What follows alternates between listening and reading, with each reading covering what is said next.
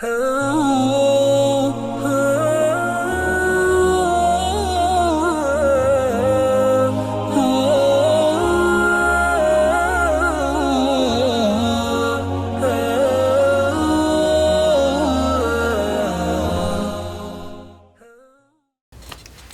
alaikum everyone, and thank you for joining us again for our, I think it's third or fourth podcast.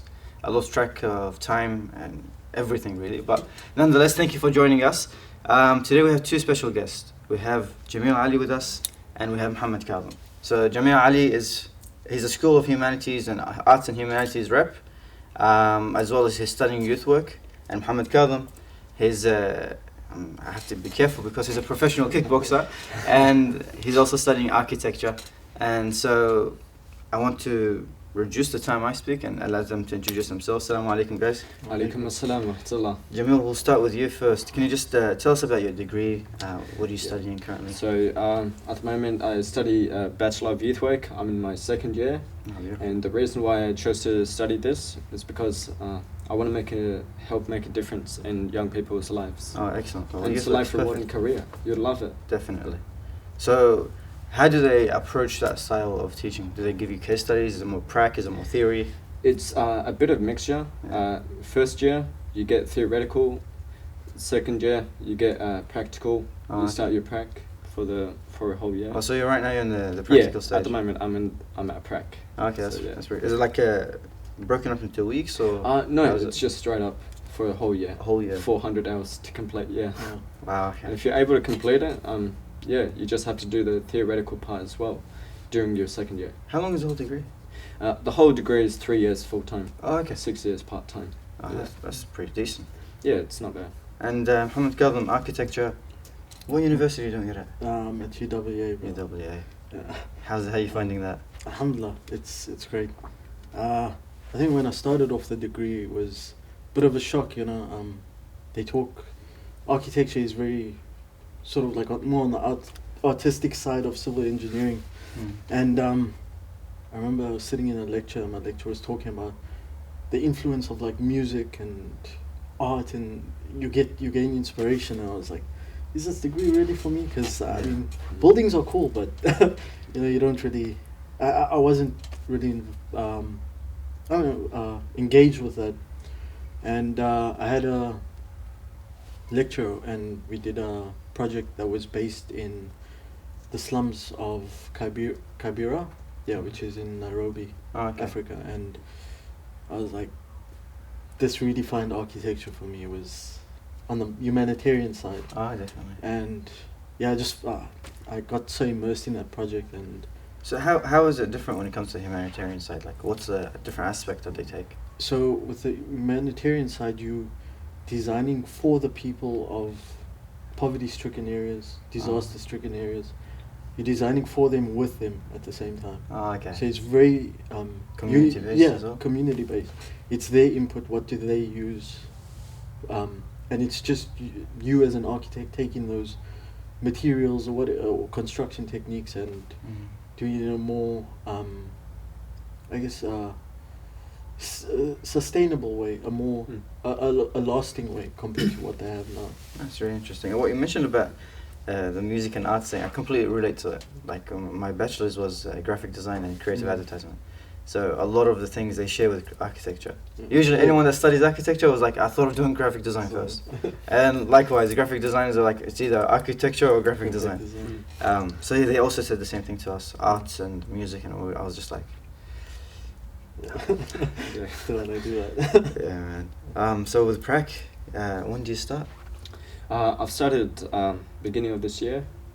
But middle of this year. It must have been a bit, I was going to say, how was it with COVID? Yeah, it was quite hard. Some people just recently got their placement? Placement, and it's, some people are on the 200-hour mark. I'm almost on the 200-hour mark as well, so yeah. Oh, that's really will take a bit of time, but, stay consistent and, yeah. And how does the prac work, like?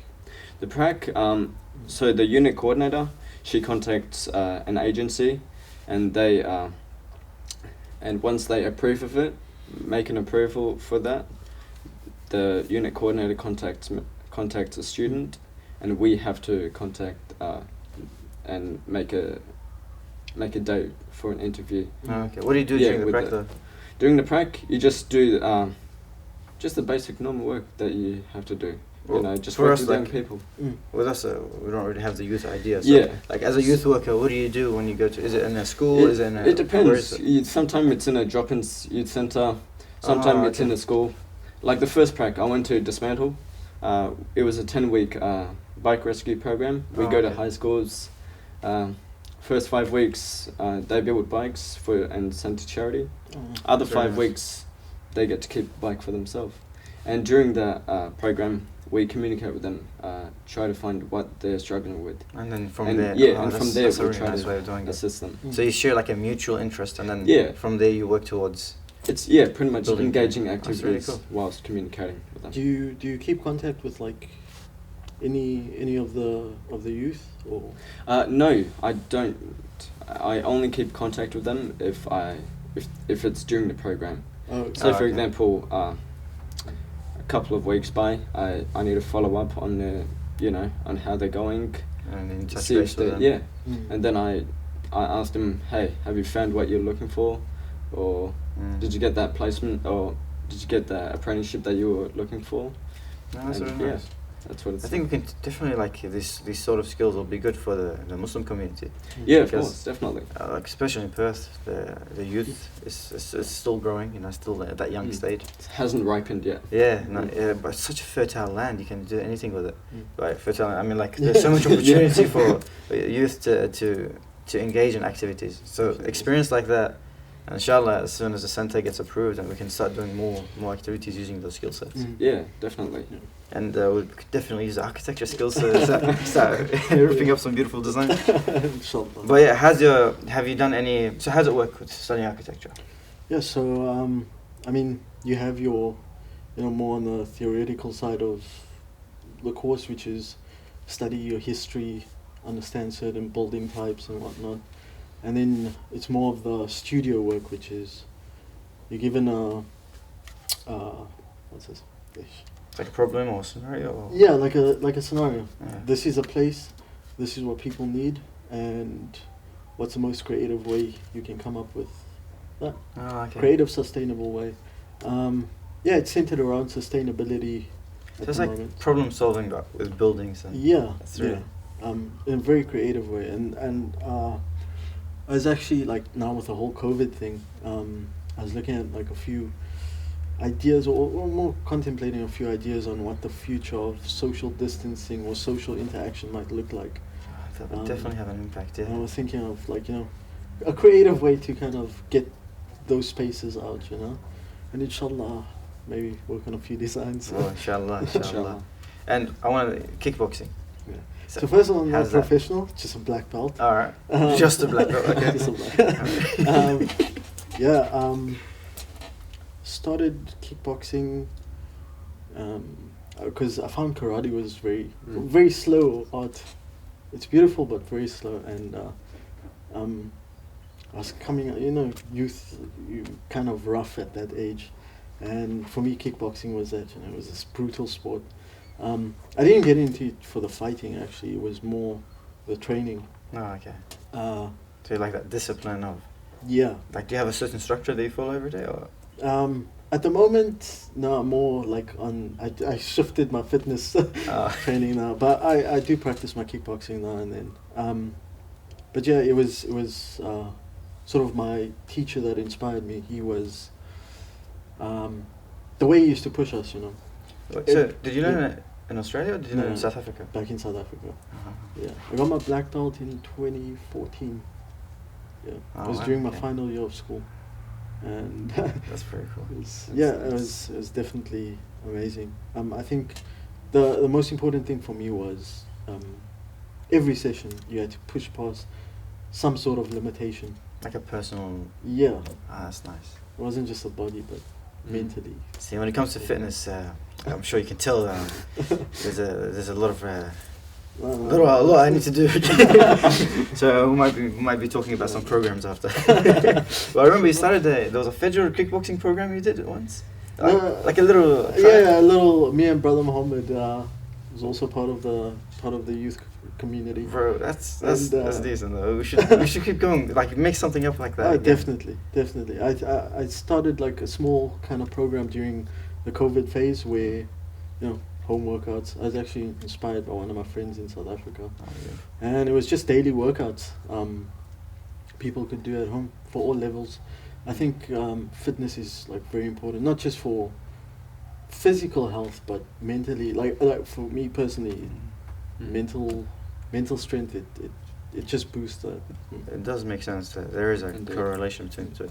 When it comes to fitness, is there any importance like in the youth work? Do they teach you guys to like encourage fitness activities, sporting activities for the youth, or is It depends. Sometimes we do have fitness stuff Yeah. to get them actively engaged rather 'Cause than youth sitting home. centers? What's Yeah, your youth side of youth centre. centre? You get just get some sporting activities and something that you're not being lazy and sitting home and Just Just keep keeping laying active, down. yeah. Yeah, Yeah.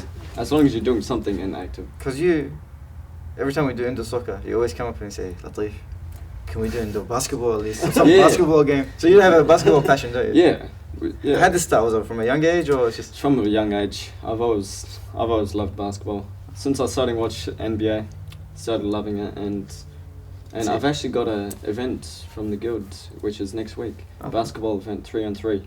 Oh, that'll be nice. Yeah, so See, I'll tell you a little secret about myself. I'm terrible at any sport, but I prefer basketball for one reason over soccer. I don't have to run as much. Yeah, so you guys have both told me that I need to work on my fitness. Thank you guys for that. No, inshallah, we'll definitely work on that. And there is, I have seen that in teaching, so I'm studying primary school teaching, they do say that it's encouraged for the children to do more fitness throughout the classroom, throughout the school events, and that's why you see like a lot of fitness activities being implemented in schools right now.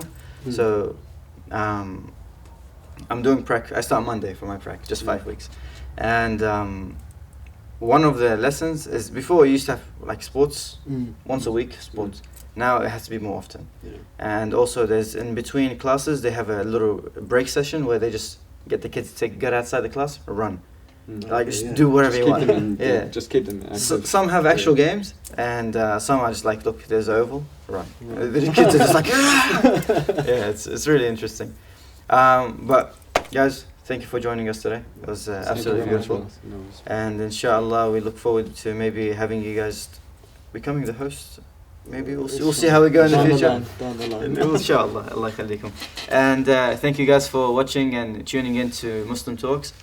We hope you've enjoyed the session. If you do have any comments, do let us know. If it's about my fitness, please don't mention that. But again, thank you so much for everything you've been doing. Wassalamu alaikum wa rahmatullah.